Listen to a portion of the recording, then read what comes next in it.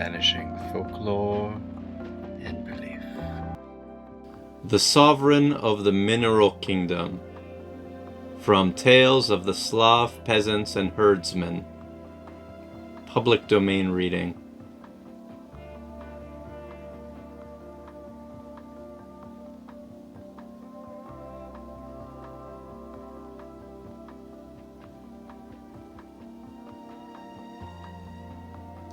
The Sovereign of the Mineral Kingdom. Once upon a time, and a long, long time ago, there lived a widow who had a very pretty daughter. The mother, good honest woman, was quite content with her station in life. But with the daughter it was otherwise. She, like a spoilt beauty, looked contemptuously upon her many admirers. Her mind was full of proud and ambitious thoughts, and the more lovers she had, the prouder she became. One beautiful moonlight night, the mother awoke, and being unable to sleep, began to pray to God for the happiness of her only child, though she often made her mother's life miserable. The fond mother looked lovingly at the beautiful daughter sleeping by her side, and she wondered, as she saw her smile, what happy dream had visited her. Then she finished her prayer, and laying her head on the girl's pillow, fell asleep. The next day she said, "Come, darling child, tell me what you were dreaming about last night. You looked so happy, smiling in your sleep." "Oh yes, mother, I remember. I had a very beautiful dream. I thought a rich nobleman came to our house in a splendid carriage of brass, and gave me a ring set with stones that sparkled like the stars of heaven. When I entered the church with him, it was full of people, and they all thought me divine and adorable, like the Blessed Virgin." "Ah, my child, what sin! May God keep you from such dreams." But the daughter ran away singing and busied herself about the house. The same day a handsome young farmer drove into the village in his cart and begged them to come and share his country bread. He was a kind fellow, and the mother liked him much, but the daughter refused his invitation and insulted him in the bargain. "Even if you had driven in a carriage of brass," she said, "and offered me a ring set with stones shining as the stars in heaven, I would never have married you, a mere peasant." The young farmer was terribly upset at her words, and with a prayer for her soul, returned home a saddened man. But her mother scolded and reproached her. The next night the woman awoke again, and taking her rosary, prayed with still greater fervor that God would bless her child. This time the girl laughed as she slept. What can the poor child be dreaming about?" she said to herself. And sighing, she prayed for her again. Then she laid her head upon her pillow and tried in vain to sleep. In the morning, when her daughter was dressing, she said, "Well, my dear, you were dreaming again last night, and laughing like a maniac."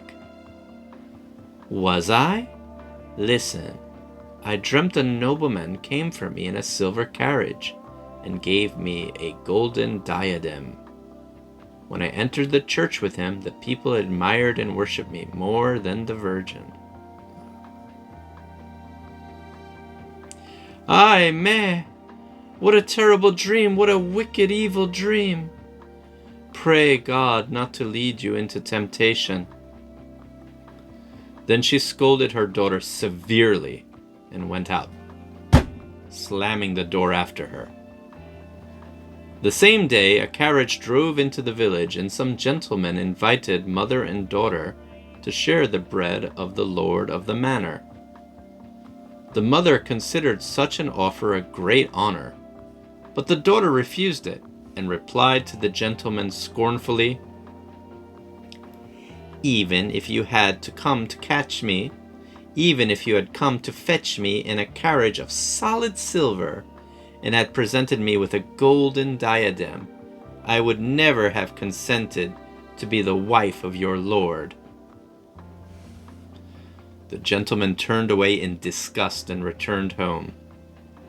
The mother rebuked her severely for such pride.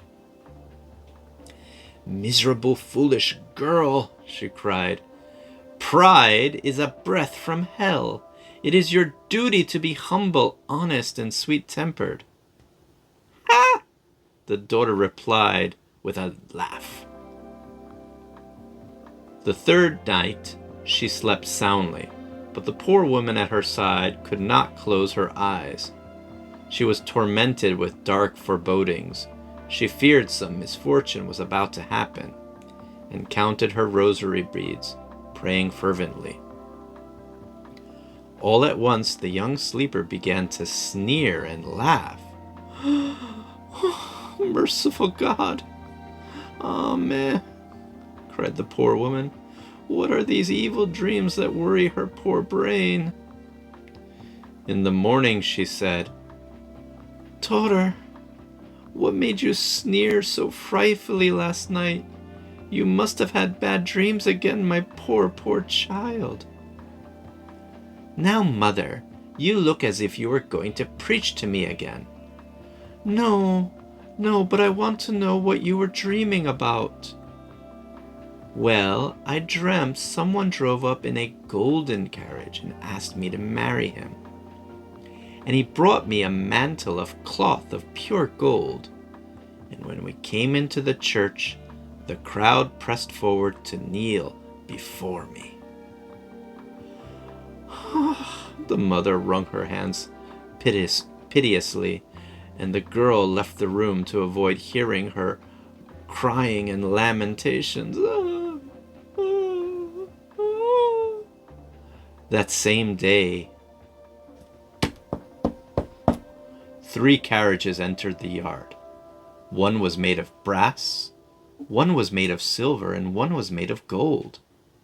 The first was drawn by 2, the second by 3, and the third by 4 magnificent horses. Gentlemen wearing scarlet gloves and green mantles got out of the brass and silver carriages, while from the golden carriage alighted a prince, who, as the sun shone on him, looked as if he were dressed in pure gold. They all made their way to the window and asked for her daughter's hand.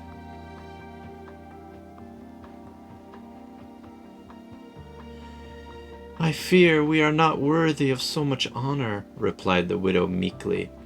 But when the daughter's eyes fell upon her suitor, she recognized in him the lover of her dreams, and withdrew to weave an aigret of many-colored feathers. In exchange for this aigret, which she offered her bridegroom, he placed upon her finger a ring set with stones that shone like the stars in heaven, and over her shoulders a mantle of cloth of gold. The young bride, beside herself with joy, retired to complete her toilette. Meanwhile, the anxious mother, a prey to the blackest of forebodings, said to her son-in-law, "My daughter has consented to share your bread. Tell me, what sort of flour is your bread made of?" "In our house, we have bread of brass, we have bread of silver, and bread of gold. My wife will be free to choose which bread she wants." Such a reply astonished her more than ever, and made her still even more unhappy. The daughter asked no questions. She was in fact content to know nothing, not even what her mother suffered. She looked magnificent in her bridal attire and her golden mantle, but she left her home with the prince without saying even goodbye to her mother, or to her youthful companions. Neither did she ask for her mother's blessings, though the latter wept and cried and prayed for her safety.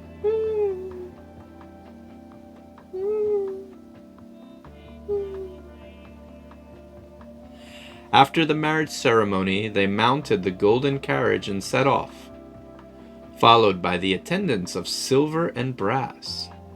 The procession moved slowly along the road without stopping until it reached the foot of a high rock. Here, instead of a carriage entrance, was a large cavern, which led out into a steep slope, down which the horses went lower and lower.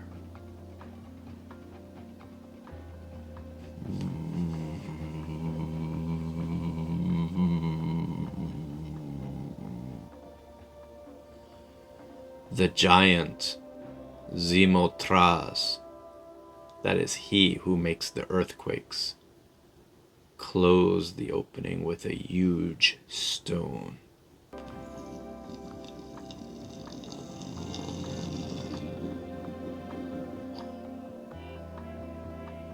They made their way in the darkness for some time, the terrified bride being reassured by her husband. "Fear nothing," said he. "In a little while it will be clear and beautiful." Grotesque dwarves carrying lighted torches appeared on all sides, saluted and welcomed their king, King Kovlad, as they illuminated the road for him and his attendants. Then, for the first time, the girl knew she had married Kovlad. But this mattered little to her. On coming out from these gloomy passages into the open, they found themselves surrounded by a large forest and mountains. Mountains that seemed to touch the sky, and strange to relate, all the trees of whatsoever kind, and even the mountains that seemed to touch the sky, were of solid lead. When they had crossed these marvelous mountains, the giant Zimotras closed all the openings in the road that they had passed. They then drove out upon the vast and beautiful plains, in the center of which was a golden palace, covered with precious stones. The bride was weary with looking at so many wonders, and gladly sat down to the feast prepared by the dwarves. Meats of many kinds were served, roast and boiled. But lo, the meats were of metal, brass, silver, and gold. Everyone ate heartily and enjoyed the food, but the young wife, with tears in her eyes, begged for just a mere piece of bread. "Certainly, madam, with pleasure," answered King Kovlad. But she could not eat the bread which was brought, for it was made of brass. Then the king sent for a piece of bread made of silver. Still she could not eat it, and again for a slice of golden bread. That too she was unable to bite. The servants did all they could to get something to their mistress's taste, but she found it impossible to eat anything.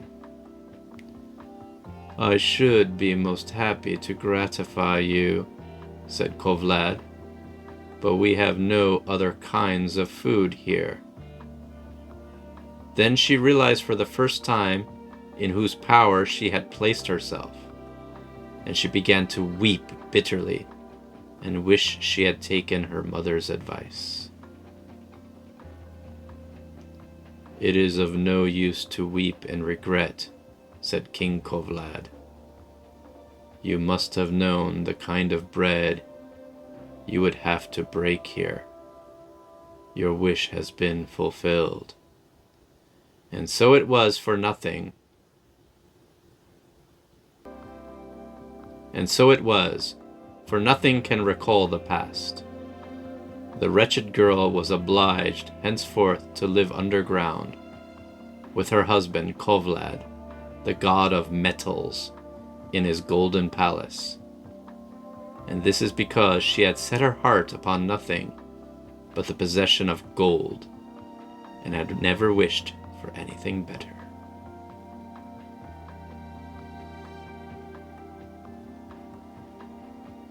If you enjoyed this reading, I'd love it if you could click the subscribe button right now and share this video to some of your friends. Help us to grow this channel. Thank you so much for listening.